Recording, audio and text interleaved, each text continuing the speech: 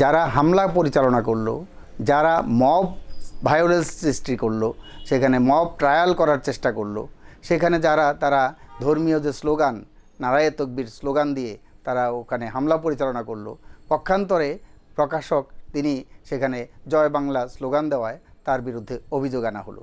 কিন্তু জয় বাংলা তো এখানে কোনো নিষিদ্ধ কোনো স্লোগান না, নিষিদ্ধ কোনো বক্তব্য না। জয় বাংলা বিগত ফ্যাসিস্ট সরকার, এটা ছিল মুক্তিযুদ্ধের স্লোগান, সেখানে রণধ্বনি বলতে পারেন, সেটা ছিল। তাহলে সেই জায়গায় এসে গত ফ্যাসিস্ট সরকার সেটাকে দলীয়করণ করেছিল এবং সেটাকে একটা রাষ্ট্রীয় বা জাতীয় স্লোগান হিসাবে সেটার স্বীকৃতি দিয়েছিল। বর্তমান অন্তর্বর্তীকালীন সরকার এসে সেই জাতীয় যে স্বীকৃতি, রাষ্ট্রীয় স্বীকৃতি, সেটা প্রত্যাহার করেছে। তার মানে স্লোগান সেটা নিষিদ্ধ করে নাই। কাজে কোনো ব্যক্তি এই স্লোগান দিতেও পারে, নাও দিতে পারে। দিতে পারলেও তার বিরুদ্ধে কোনো ব্যবস্থা নেওয়া হবে না, দিলে না দিলেও কাউকে জবরদস্তি করা হবে না, এটাই তো নিয়ম। কিন্তু আমরা দেখলাম এই জন্যে তাকেও অভিযুক্ত করা হয়েছে। সেই জন্যে আমরা দেখলাম যে প্রধান উপদেষ্টার পক্ষ থেকে এই ঘটনার নিন্দা জানানো হয়েছে এবং ব্যবস্থা গ্রহণের করার কথা বলা হয়েছে।